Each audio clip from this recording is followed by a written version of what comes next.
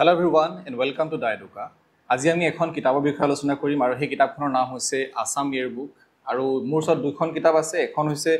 2025 চনৰ আৰু এখন হৈছে 2022 চনৰ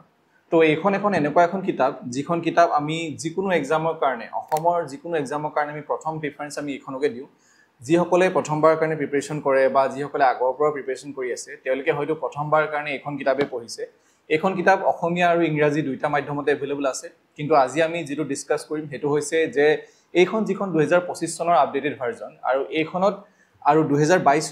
চনৰ তুলনাত 2025 চনত কি আপডেট হৈছে কি নতুন তথ্য ইয়াত এড কৰা হৈছে যে এড কৰা হৈছে নে নাই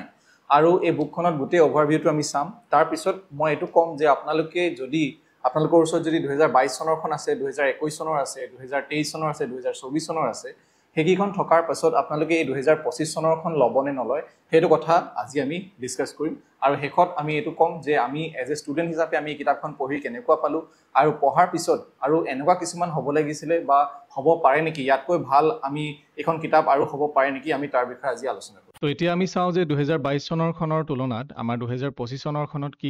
আমাৰ আপডেট হৈছে হেতু আমি চাও তো প্ৰথমে আপুনি দেখিব যে দুইখন কিতাপ একেই হয় দুইখন কিতাপ শান্তনু কৌশিক বৰুৱা এডিট কৰিছে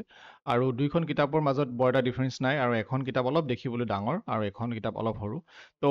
বাকিখিনি সব যেনেকৈ যি আছে সেইখিনি মই আপোনালোকক কৈ যাম যে কোনখিনি বস্তু নতুনকৈ আপডেট হৈছে তো আমি এতিয়া বৰ্তমান এখন কিতাপে চাও 2025 চনৰখন আৰু 2022 চনৰখন অলৰেডি মই আপোনালোকক কৈছো আৰু সেই কাৰণে আমি এতিয়া বৰ্তমান 2025 চনৰখন ডিসকাস কৰিম সো প্ৰথমে আমি কিতাপখন খুলিলে দেখা পাম যে তাত কি আছে কি ননকৈ এড হৈছে হেতু হৈছে নিউ এডিশন বুলি এটা পোৰশন থাকে প্ৰত্যেকটো ভাৰ্জনতে প্ৰত্যেকটো আপডেটেড যিখন ওলাই তো হেখনতে কি থাকে নিউ এডিশন বুলি এটা পোৰশন থাকে নিউ এডিশন মানে এটা ভাগ থাকে তো তাতে আমাৰ কি থাকে যিবিলাক আমাৰ কাৰেন্ট এফেয়াৰ্স যদি 2025 চন লিখা আছে এনেকুৱা নহয় যে 2025 চনৰ ডিসেম্বৰ মাহলৈকে এটো আছে সো ইয়াত কিছুমান সংখ্যক কাৰেন্ট এফেয়াৰ্স ইয়াত হুমুৱা হৈছে তাকো এইখিনি হয়তো মে মাহ মানে যেটো ফেব্ৰুৱাৰী মাহত লঞ্চ হৈছে আৰু তাৰ আগৰ কিছুমান কাৰেন্ট এফেয়াৰ্স আছে তো আমি কাৰেন্ট এফেয়াৰ্সৰ কাৰণে এইখন কিতাপ আমি ভৰসা কৰিব নোৱাৰো এইখনৰ ওপৰত অনলি ডিপেন্ড হ'ব নোৱাৰো কাৰেন্ট এফেয়াৰ্স আমি বেলেগৰ পৰা পঢ়িব লাগিব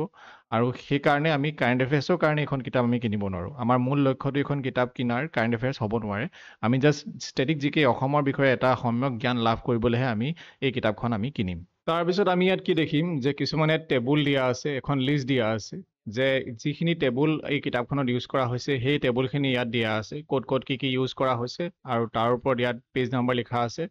প্ৰথম বস্তুটো ইয়াত মই কি নটিচ কৰিলো যে পঢ়োতে ইয়াত যিখিনি লোকেশনৰ ওপৰত যিখিনি ইনফৰমেশন তেওঁলোকে লৈছে ইয়াত তেওঁলোকে ৰিসোৰ্সটো আগতে তেওঁলোকে দিয়া নাছিলে আৰু বৰ্তমান তেওঁলোকে ৰিসোৰ্সটো এড কৰি দিছে যে এই তথ্যখিনি তেওঁলোকে ক'ৰ পৰা লৈছে তাৰ পিছত আপডেটেড বস্তু হৈছে যে ডিস্ট্ৰিক্টৰ ওপৰত যে কেইখন ডিস্ট্ৰিক্ট আছিল আমাৰ আগতে আৰু বৰ্তমান 2025 চনৰ মানে অনুসৰি যে কেইখন ডিস্ট্ৰিক্ট হৈছে টোটাল আমাৰ 35 ডিস্ট্ৰিক্ট হ'ব লাগিছিল এই যেটো position Assam at A glance এই আসাম এট এ গ্লেন্সটো তেওঁলোকে কি কৰিছে আপডেট কৰি দিছে আৰু এটো আপডেট কৰাৰ লগতে তেওঁলোকে ইয়াত আৰু এইখিনি ইনফৰমেশন দিছে যে কেতিয়া আপডেট কৰা হৈছিল ডিস্ট্ৰিক্ট কেইখন সেইখিনি ইনফৰমেশন তেওঁলোকে ইয়াত দিছে সো নেক্সট বস্তু তেওঁলোকে যেটো আপডেট কৰিছে হেতু হৈছে যে আমাৰ ব্ৰহ্মপুত্ৰৰ ওপৰত যিখিনি ব্ৰিজ আছে আগতে তেওঁলোকে 5খন আছিল মানে 2022 চনৰ যিখন কিতাপ আছে সেইখনত 5খন আছিল হয়তো তাৰ পাছৰ কিখনত তেওঁলোকে এড কৰিছে কিন্তু মই এই যেটো নতুনকৈ এড কৰা বস্তুটো এটো মই এইখনত লক্ষ্য কৰিছো যেহেতু মই 23-24 খন মই দেখা নাই তো সেই কাৰণে যে 2022 চনৰখনৰ তুলনাত তেওঁলোকে এই বস্তুটো নতুনকৈ যেটো আমাৰ কলিয়া ভুমুৰা ব্ৰিজ সেই ব্ৰিজখন তেওঁলোকে ইয়াত আপডেট কৰিছে আৰু এটা তেওঁলোকে এড কৰিছে যেটো চেপ্টাৰ আমি পঢ়িছিলো যে ডিস্ট্ৰিক্টস উইথ সাব ডিস্ট্ৰিক্ট বা কো ডিস্ট্ৰিক্ট এতিয়া আগতেটো সাব ডিস্ট্ৰিক্ট এতিয়া বৰ্তমানটো কো ডিস্ট্ৰিক্ট হ'ল যে এতিয়া সেই যেটো পোৰশন আছে তেওঁলোকে কো ডিস্ট্ৰিক্ট এতিয়া হৈছিলে বা আমাৰ টোটাল ডিস্ট্ৰিক্ট এখন হ'ল আৰু যি আমাৰ কৰিমগঞ্জৰ নামটো যেটো তেওঁলোকে চেঞ্জ কৰিলে শ্ৰীভূমি সেই বস্তুটো তেওঁলোকে ইয়াত উল্লেখ কৰি দিছে তেওঁলোকে আৰু এটা নতুন চেপ্টাৰ এটা এড কৰিছে যেটো আগতে নাছিলে হেতু হৈছে আসামিজ ক্যালেন্ডাৰ বুলি আসামিজ ক্যালেন্ডাৰ বেসিক্যালি যে অসমীয়া ক্যালেন্ডাৰখন কেনেকৈ ষ্টাৰ্ট হৈছিলে কি আছে তাত আৰু অসমীয়া ক্যালেন্ডাৰ মাহটো কোনটো মাহত কি হয় বা কোনটো উৎসৱ পাৰ্বণ কোনটো মাহত পৰে সেই বস্তুখিনি লিখা আছে আৰু মই ভাবো যে অকল এটো চেপ্টাৰ ইমান গুৰুত্বপূৰ্ণ নহয় যে দুটা পেজে আছে আৰু এইখিনি ইনফৰমেশন আমি বেলেগ কাৰেন্ট এফেয়াৰ্স পঢ়ি পেলাই বা বেলেগ আমি জিকে পঢ়ি পেলাই আমি লাভ কৰিব পাৰিম তো ইয়াত তেওঁলোকে এডভান্টেজ আসাম যেটো কাৰেন্ট এফেয়াৰ্স আমি পঢ়িছিলো সেই বস্তুটো তেওঁলোকে ইয়াত এড কৰিছে যেটো আগৰ যিবিলাক ভাৰ্জন সেইবিলাকত নাছিলে তাৰপিছত তেওঁলোকে আপডেট কৰিছে যিখিনি নতুনকৈ চিনেমা ওলাইছে 2025 চনত বা 2024 চনত সেইখিনি বস্তু তেওঁলোকে ইয়াত আপডেট কৰি দিছে আৰু এটা বস্তু আমি লক্ষ্য কৰিলোঁ সেইখন হৈছে যে আমাৰ যিটো নেশ্যনেল পাৰ্ক বৰ্তমান 8খন হ'ব লাগিছিলে কিন্তু ইয়াত 7খন আছে কিন্তু এখন আপুনি কিতাপখনৰ ভুল আছে বুলি ক'ব নোৱাৰে কিন্তু যিটো সময়ত এইখন আপডেট হৈছে সেইখনত হয়তো সেইটো সময়ত এখন মানে ননকৈ 8 নম্বৰখন ডিক্লেয়াৰ হোৱা নাছিলে কিন্তু এতিয়া চাওক আমাৰ যদি আপোনালোকে এইখন নৱেম্বৰ মাহত কিনেগৈ 2025 চনৰ আছাম ইয়েৰবুকখন তেতিয়াহ'লে আপোনালোকে নিজে কনফিউজ হ'ব যে আমাৰ নেশ্যনেল পাৰ্ক আছে কেইখন তো সেইটো কাৰণে যেতিয়া আমি ষ্টেটিক জিকে পঢ়োঁ তাৰ লগত আমি কাৰেণ্ট এফেয়াৰ্ছৰ লগত সংগতি ৰাখি পেলাই আমি পঢ়িব লাগিব আৰু মেইনলি কাৰেণ্ট এফেয়াৰ্ছটো আমি পঢ়িবই লাগিব যাতে আমি নিজৰ ষ্টেটিক যিটো পৰ্চন আছে সেইটো আমি আপডেট কৰি যাব পাৰোঁ নেক্সট আপডেটটো হৈছে যে আছাম সাহিত্য সভাৰ এতিয়া ৰিচেণ্টলি পাঠশালাত হৈ গৈছিলে ছেশ্যন 2 আৰু তাৰ প্ৰেচিডেণ্ট কোন আছিলে সেই বস্তুটো ইয়াত আপডেট কৰা হৈছে বা 2024 চনৰ কোন আছিলে সেই বস্তুটো ইয়াত আপডেট কৰা হৈছে তাৰমানে সেইটোৱে আৰু যে কাৰেণ্ট এফেয়াৰ্ছটো তেওঁলোকে ইয়াত আপডেট কৰি দিছে তাৰপিছত তেওঁলোকে আপডেট কৰিছে যিখিনি এৱাৰ্ডছ নতুনকৈ দিয়া হৈছে সাহিত্য একাডেমি এৱাৰ্ড হৈ গ'ল বা পদ্মশ্ৰী হৈ গ'ল সেইখিনি বস্তু তেওঁলোকে সেই ডেটটোলৈকে তেওঁলোকে আপডেট কৰি দিছে নেক্সট যিটো আমাৰ ষ্টেট ফ্ৰুট ডিক্লেয়াৰ হৈছিলে 2024 চনত সেই বস্তুটো ইয়াত আপডেট কৰি দিয়া হৈছে যে কাজি নেমুৰ কথাটো তো ফাইনেলি যিখিনি তেওঁলোকে একেবাৰে লাষ্টত এড কৰিছে সেইখিনি হৈছে নিউ এডিশ্যন যিখন টেবুল আমি প্ৰথমতে দেখিছিলোঁ কণ্টেণ্টছত আৰু নিউ এডিশ্যন মানে বেচিকেলি তেওঁলোকে যিখিনি কাৰেণ্ট এফেয়াৰ্ছ আছে যিখিনি বুলি নহয় কেইটামান তেওঁলোকে কাৰেণ্ট এফেয়াৰ্ছ তেওঁলোকে ইয়াত এড কৰি দিছে আৰু মই এইটো কোৱা নাই যে কাৰেণ্ট এফেয়াৰ্ছখিনি একেবাৰে ইউজলেছ কাৰেণ্ট এফেয়াৰ্ছখিনি আমি পঢ়িব নালাগে এইখিনি আমাক দৰকাৰ হ'ব কিন্তু মই এইটো কৈছোঁ যে এইখিনি আপোনালোকৰ যথেষ্ট নহয় এইখিনিতো একোৱেই নহয় তো সেইটো কাৰণে আপোনালোকে আৰু পঢ়িব লাগিব জাষ্ট এইখিনি অলপ স্মল পৰ্চনতহে আপোনালোকে এটা আভাস দিয়া হৈছে তো অৱশেষত মই এইটোৱে ক'ম যে এই যি দুখন কিতাপ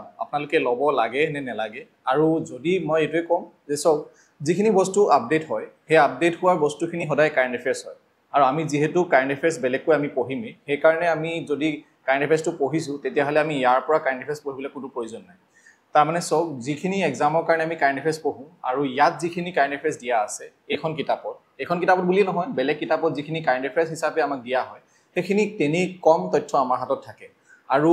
যিটো সময়ত কিতাপখন পাব্লিছ হয় বা যিটো সময়ত আপডেটেড ভাৰ্জনটো ওলায় সেই সময়লৈকেহে তাৰ মানে ইনফৰ্মেশ্যনখিনি থাকে তাৰপিছত কিন্তু ইনফৰ্মেশ্যনখিনি নাথাকে তাৰমানে যদিও ইয়াত 2025 চন বুলি আছে কিন্তু ইয়াত এনেকুৱা নহয় যে 2025 চনৰ মে' মাহৰখিনি ইয়াত সোমাই আছে তেনেকুৱা নহয় তো এইটোৱে ক'ব বিচাৰিছোঁ যে কাৰেণ্ট এফেয়াৰ্ছ গোটেইখিনি বস্তু ইয়াত নাই আৰু যদি আপোনালোকৰ ওচৰত 2021 চনৰ বা 22 চনৰখিনি আছে বা 2023 চনৰ আছাম ইয়েৰবুক কিতাপ আছে তেতিয়াহ'লে আপুনি এইখন নতুনকৈ কিনিবলৈ প্ৰয়োজন নাই কিন্তু যদি আপোনাৰ ওচৰত আছাম ইয়েৰবুক একেবাৰে নাই তেতিয়াহ'লে অবভিয়াছলি আপুনি একেবাৰে লেটেষ্ট মডেলটোৱে ল'ব লেটেষ্ট আপডেটেড ভাৰ্জনটোৱে আপুনি ল'বলৈ চেষ্টা কৰিব আৰু এখন এনেকুৱা কিতাপ যিখন আমি যিকোনো এক্সামৰ কাৰণে পঢ়োঁ আৰু ইনফেক্ট আমি APSC কাৰণেও এখন কোনোবাই হয়তো পঢ়িছে বা APSC প্ৰিপেৰেশ্যন কৰিবলৈ ষ্টাৰ্ট কৰোঁতেও হয়তো কোনোবাই এখন পঢ়িছে তো এইখন কিতাপ আমি